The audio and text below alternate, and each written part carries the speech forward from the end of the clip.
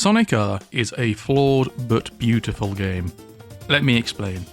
If you spend enough time on the internet, or at least have a passing knowledge of the Blue Blur, then there's a good chance that you've at least heard about his first 3D racing endeavour. It's janky, has next to no content, and controls like you're driving an 18-wheeler after drinking one too many bevies. But despite all this, I still love this game. Is it just because it's a Sonic game and I'm a very obvious fanboy? Yes, of course it is, shush. But even with that, I still think there's something here worth looking at. There is this charm to the way the game is presented.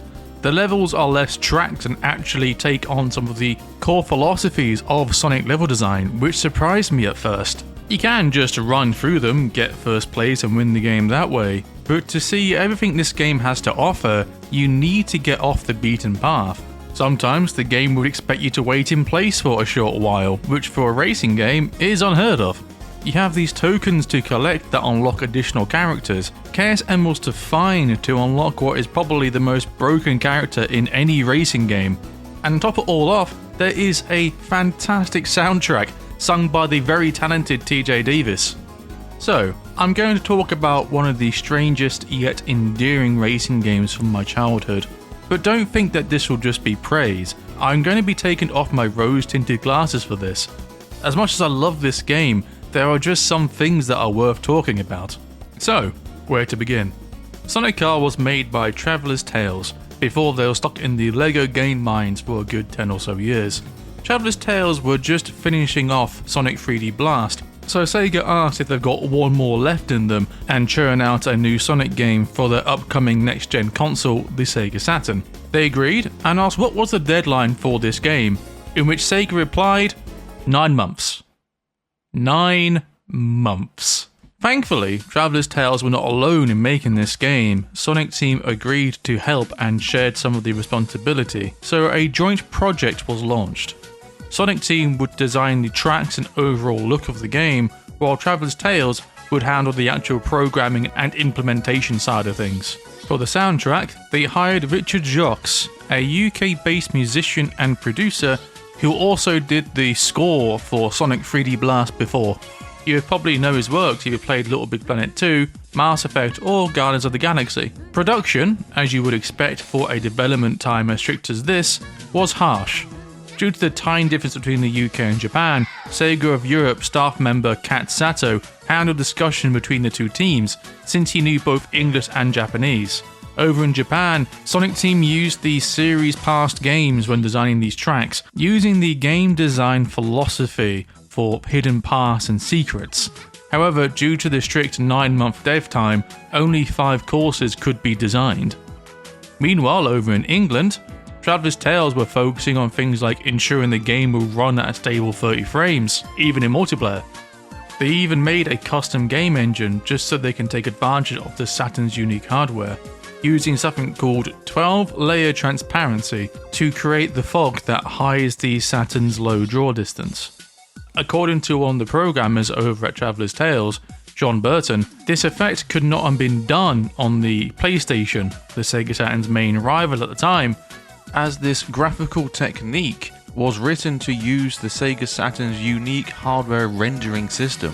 Tim Burton has a YouTube channel called Game Hut where he goes into more detail about these kind of things, so if you're like me and like listening about how older games were made, I do definitely recommend you give it a look. It's just crazy to think about how they were able to emulate the PS1 draw distance tech via software.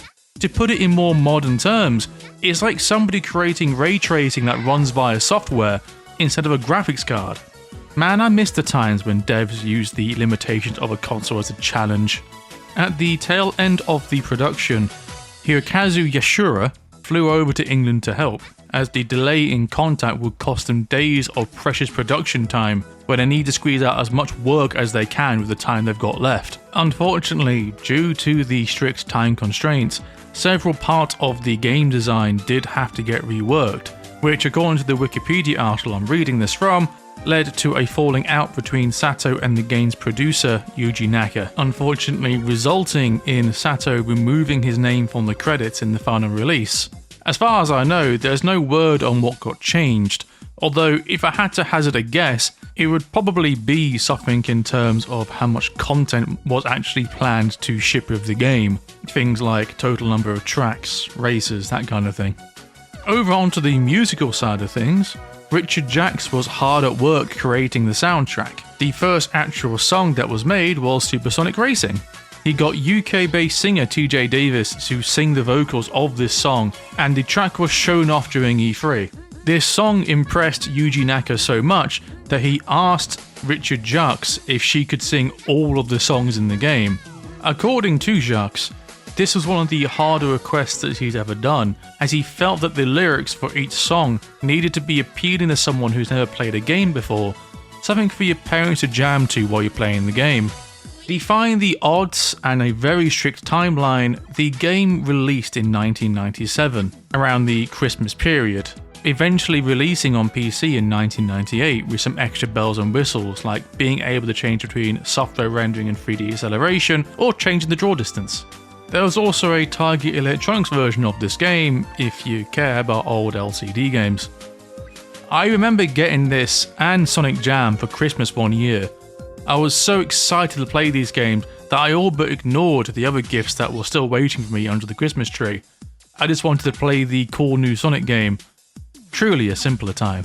And despite what modern consensus of this game is, it was still met with mixed reviews. Some people being more negative than others, with good reason for sure, but a lot of them praised the look of the game. There was no pop-in or glitching. Others praised the level design, saying that there was plenty to find and discover. To quote one review, far more fun is to be gleaned from the exploration elements than the temptation to leg it through each of the levels in a time trial-like way. Which, again, bearing in mind this is a racing game, probably wasn't the best endorsement one could get. There is still plenty to complain about, and to understand where these complaints were coming from, we need to talk about the game itself. If there was a word that best describes Sonic R from its controls, music, looks and overall feeling, it would probably be something like clunky but ambitious. Wait, that's 3 words. Let's tackle the first word, clunky. Now, the first complaint most people would probably have while playing this game for the first time is usually something along the lines of, why does my character feel like they're full of lead? And to understand that, we need to look back at what was this 3D engine supposed to be for before it got turned into a Sonic game. It is true that Sega contacted them after work on Sonic 3D Blast wrapped up, but they were also working on a 3D prototype for the Saturn before they even got the call from Sega. So, what was this 3D prototype for that eventually turned into Sonic R? Well, it was a Formula 1 game. Suddenly, the characters turning like vehicles makes a bit more sense. These characters don't feel like they're racing on foot. Yes, I know Eggman and Amy drive vehicles, but let's not be pedantic here. It feels like you're driving them, putting a ratatouille, like your little rat on their head, telling them where to go instead of controlling them directly. You'll find yourself running into walls more often than not when you first start playing this game, wondering why the CPUs are just making these turns when you're stuck eating rocks over in the corner. So let's go over these controls. Now for context, we're going over the Sega Saturn version of this game. It's the one that I knew the most and have the biggest connection with. Like I said before, there is a PC version and the fans have, for lack of a better word, fixed a lot of the issues the game has, but for this video I want the authentic experience. So, bringing out the old Sega Saturn controller, let's see what we're working with. The direction buttons, well, move your character, you can move left or right, or if you push up and down, you'll accelerate or brake. However, you can also push the B button to accelerate, like a car. The triggers make your character drift, which is vital when going around sharp bends, and if you press both, you can also do a brake. The X and Z buttons change the camera angle while racing, and you can also spin dash. If you hold down when you're not moving and mash the A button, you will start to rev up your dash. And then when you let go, you will propel yourself towards whatever direction you were facing. However, not every character can do this. You can also jump by pressing the A button, but again, not every character can do this. So yeah, fairly standard. Also, some characters do have a special move that they can do by pressing the A, C or Y buttons, but I will get into this when I talk about said characters. To further help the player, there are also items dotted throughout the track. Simply run into one of these floating emblems and you'll get an item. You can either get rings, speed shoes which give you a momentary speed boost, a water shield which lets you walk on water once, but don't get too comfortable. If you spend too much time on water, it will give and you will sink. This won't make you lose a life, but it will slow you down a lot. There's also the lightning shield, one of the most helpful items in the game. It will draw rings into you, which can be used in one of two locations. You have ring doors, which lock off hidden shortcuts or collectible items, we'll get into that later. Also, this speed booster. If you run into this, it will take all of your rings up to 50 and propel you forwards across the track. The distance travelled depending on how many rings you feed it. Fed it the full 50 amount, while you go the max distance the thing can chuck you. Give it 25, you go half, so on and so forth. So now that we've talked about the controls and useful items, what's the plot? Because despite the fact that this is a racing game, there's still a story attached to it. To the surprise of no one, the plot is as basic as a tiny racing game can be. Sonic and Tails are going on with their day where they find an advertisement for the World Grand Prix. They're not all too fussed about it, that is until they find out that Eggman is also participating. Knowing that this usually means something's afoot, they both sign up to foil whatever plan the Doctor's cooking up. Turns out the Chaos Emeralds are hidden in the racetrack. His plan is to coax Sonic and friends to get all the emeralds and then use his robot lackeys to take the emeralds from them. As for why Knuckles and Amy are there, apparently there were advertisements showing the Grand Prix which made them join as they wanted to compete with Sonic. I'm just guessing Knuckles somehow has cable up on Angel Island. Maybe he hooks it to the Master Emerald or something, I don't know. So now that we've got all of the mechanical talk out the way, let's see who we're playing as. From the get-go, you only have 4 characters to pick from, with Eggman and these silhouetted images blocked off from you. You have Sonic, who is the fastest but also hardest to control. His high speed requires you to be good at turning, otherwise he'd be eating walls for most of the race.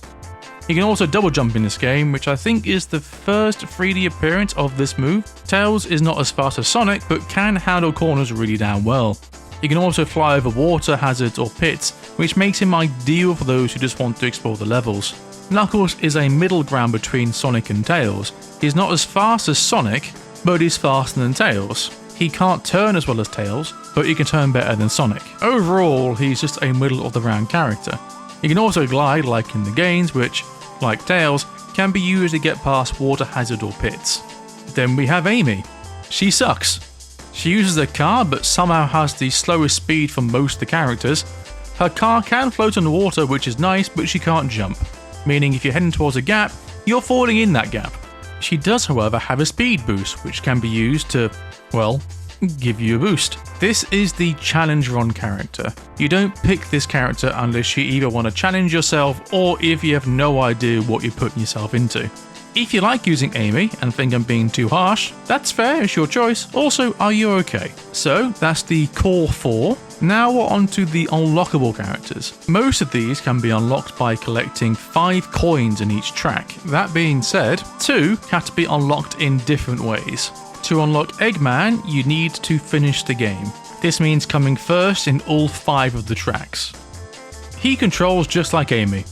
He is just as slow, just as clunky, but instead of a speed boost, he fires a missile at whatever poor soul the lock-on reticle locks onto. This won't damage the player, it will instead propel them in a direction opposite of what the missile was going, so if the missile fires you from behind, you get flung forward. So in a way, this can be used to your benefit if you position yourself correctly. These next 4 characters can be unlocked by collecting 5 coins, finishing a race in the top 3, and then beating that character in a one-on-one race. First up, we have Metal Sonic.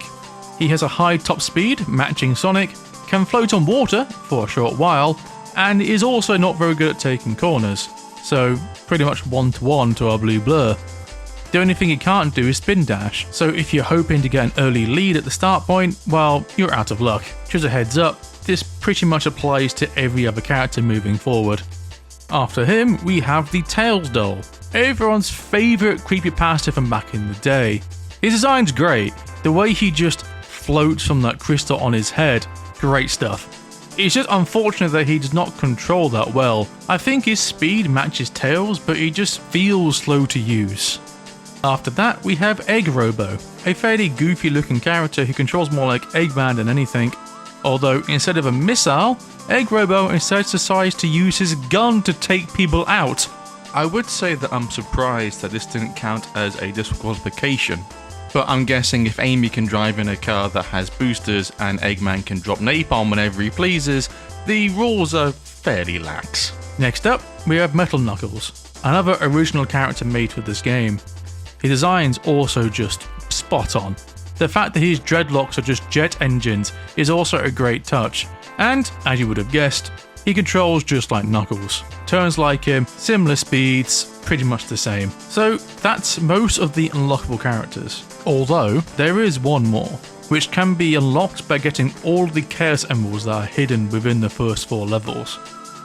These are all hidden behind ring doors mentioned earlier, although some of these ring doors can instead hide coins, so not every door will have an emerald behind it. These are probably the only real challenge the game will give you, as not only do you need to find the total amount of rings to open the door, you need to find the door, grab the emerald, but you then also need to finish in first place. This is what I would say, but the AI in this game is so bad, you need to actually try and play bad to miss grabbing these. I actively had to try to fail to get the footage of the failure screen. The only real challenge are the hitboxes to actually collect these Chaos Emeralds. They're so small that you will end up missing some on your first run around, meaning that unless you're on your first 2 laps, you'll need to run the entire thing again for another chance to grab the emerald. But when you do grab them all, you unlock Supersonic, one of the most broken, unfair characters in the game. His speed is maxed out, his handling is incredible, and he can run over water for a time.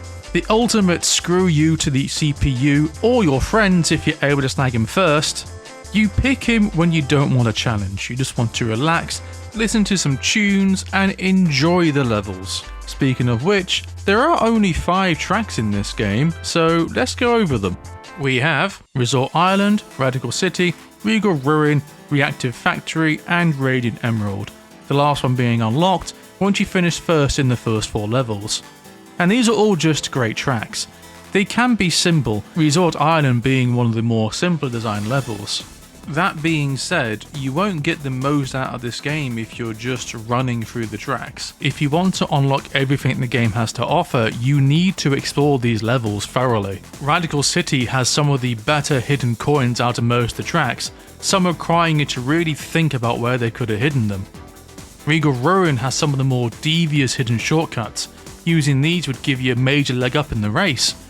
And Reactive Factory has the best motor track in the entire game. No, I'm not joking.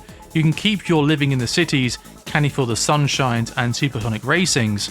Work it out. Is the best music track in this game. I will die on this hill. Radiant Emerald is probably the weaker of the tracks because it lacks the exploratory design of the first 4 levels. There's no hidden unlockables hidden here. It's just a set race course, which is still fun, but overall feels underwhelming when compared to the other tracks in the game. And that's where the Sonic level design philosophy comes in. Because while these games have you going from left to right at high speed, exploration is also a key part of the game. You find secrets by going off the set path. Sonic CD, as an example, made this a core part of the design with these robot generators or metal Sonic holograms dotted around the levels for the player to find. Sonic 3 as well had these special stage rings hidden all over the levels for the player to find to take a crack at the special stage.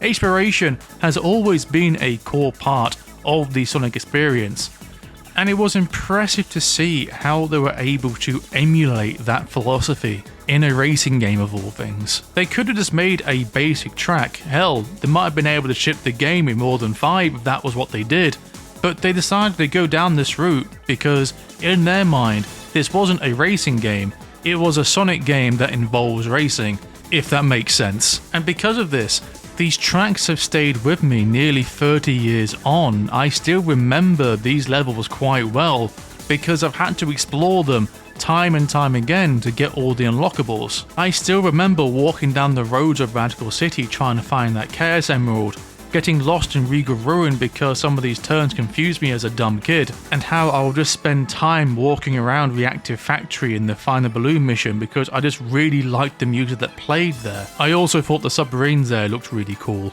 Speaking of Final Balloon mode, it was a fantastic addition. The way these levels were designed lent itself well to this kind of game mode, so adding this as an option was a fantastic idea. It required you to go through these levels with a fine-tooth comb to find these balloons. Because of how open these levels were, it could take you a while to find them all. That being said though, when it comes to Radiant Emerald, this mode kind of falls apart because unfortunately this level isn't designed with that mentality in mind. Because of this, I can't really remember much about it from my childhood. I remember how the level was designed, sure, but I don't have any memories of myself playing this as a kid. Which is a damn shame because the level design up until this point has been fantastic. As a final level, it's just really underwhelming. Despite my negative ramblings though, there is a neat Easter egg on this level. If you race on this track as Supersonic, instead of playing Diamond in the Sky, it will instead play Supersonic Racing, the game's main theme, which is a nice touch. Gives this track this feeling of finality to it.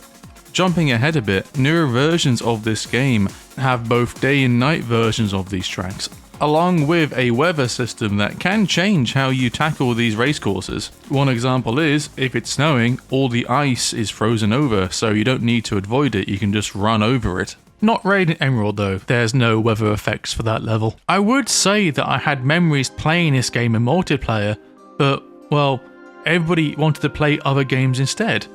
You had Wipeout with its fast and frantic racing. Diddy Kong Racing was varied and packed full of content. Crash Team Racing and Mario Kart 64 are both staples in the genre, even now being heralded as the best of their kind. If you've played these games and then go to play Sonic R, its shortcomings become all the more obvious. The first big one, of course, is the amount of levels. 5s is just far too little for a game like this. It's a racing game. You're going to be running through these time and time and time again. 5 levels for a game like this just does not cut it. Along with this, only 5 characters are on the screen at the same time. So it's no surprise that races themselves can feel a bit one note. And due to how imbalanced the characters are, if you take a wrong pick and select a character that isn't that good, you're just giving yourself a major handicap. Along with all this, the controls take a lot to get used to. If you're playing a game like this for the first time, you have this expectation on how the character should feel. If you're asked to control a character and not a car, you would expect the control scheme to reflect that. So when you start the game for the first time and your character feels more like a car, I can see why people would be put off. Stuff like this is probably why people don't like tank controls, other than the fact they're just weak. This is actually referred to as video game control language, or something along those lines, where if you're playing a game, you have these expectations of how it would control. First-person shooters all follow a fairly similar control scheme. You move with one stick, aim with the other. Racing games use the triggers for acceleration and brake. You know, stuff like that. So when a game comes out that challenges that, it can cause confusion. Some people can adapt to the change in control scheme, however it is a bit of a big ask to basically undo years upon years of muscle memory. Although to give Sonic R some credit, it did release at a time where 3D platformer controls weren't exactly figured out yet. Along with this, because of the limited content, if you know what you're doing, you could be finished with the game in about half an hour. Hell, I'm sure someone can complete the game 100% before this video even ends. Content is nigh on non-existent. It is actually remarkable to think about how much content they were able to make in just 9 months, and sad to think about how much more content they could have made if Sega just gave them more time. If they were able to do all this in just 9 months, imagine how much more content they could have made if Sega gave them another year. If they did that, I do think this game would have been remembered more fondly. There are the workings of something great here, but unfortunately, because of Sega's deadline, we will never see that version of Sonic R, a version that could possibly stand toe-to-toe with other racing giants at the time. Instead, we have a game that's often the punchline of a joke, a game mocked for its lack of content and quirky feeling controls, and that's such a travesty. I started this video saying that Sonic R is a beautiful but flawed game, clunky but ambitious, and I still think that. The issues are there, but when you look at the grand scheme of things, the time frame that they were given, and the overall presentation of the game, it's honestly impressive that it's as good as it is. Unfortunately, I can't review a game that could have been. I can only look at what is presented in front of me. I've always hoped that Sega would return to this formula, or at least some fans make an inspired game based off the groundwork laid out here. I do think that this framework could be something great, hell, fantastic even. A racing game where the player has to use the environment to get ahead, where knowledge of the lay of the land would let them know what would be the best shortcut to take. A game where each character has a unique skill that can be used to get ahead of the pack. Going out on a limb, I think Mario Kart World's parkour system is fairly close to this. If the player knows when to use a trick or when to jump onto a wall, they could use that shortcut to cut ahead of the pack. If you are curious about this game, I do recommend trying it out. It's a polarizing game, like Marmite. You will either love it or hate it. It was re-released as part of Sonic Gems collection and runs really well on that.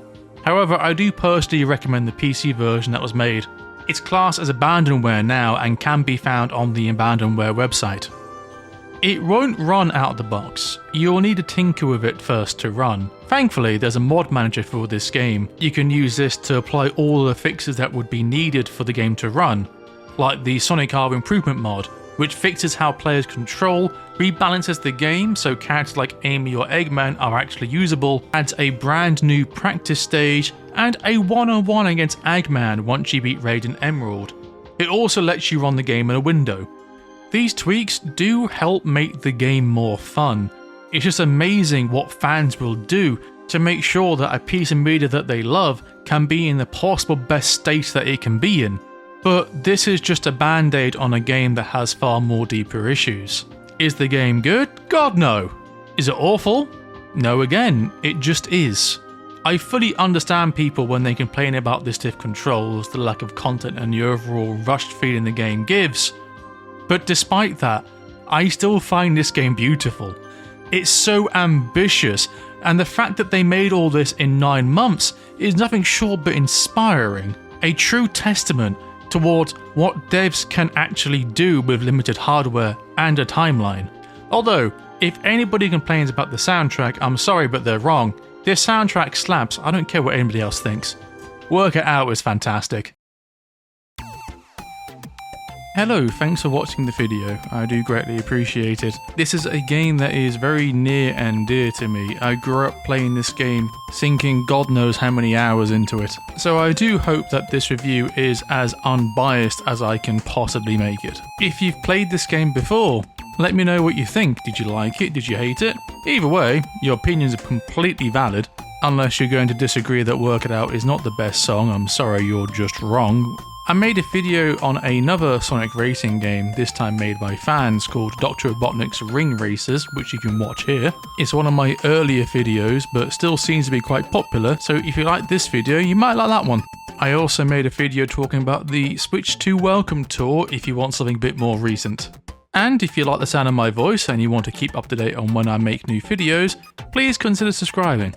I am also on Blue Sky if you want to hear me ramble about that new popular horse game that just came out. No, I'm not addicted. And yeah, that's it from me. Have a fantastic day and I'll see you next time. Ciao.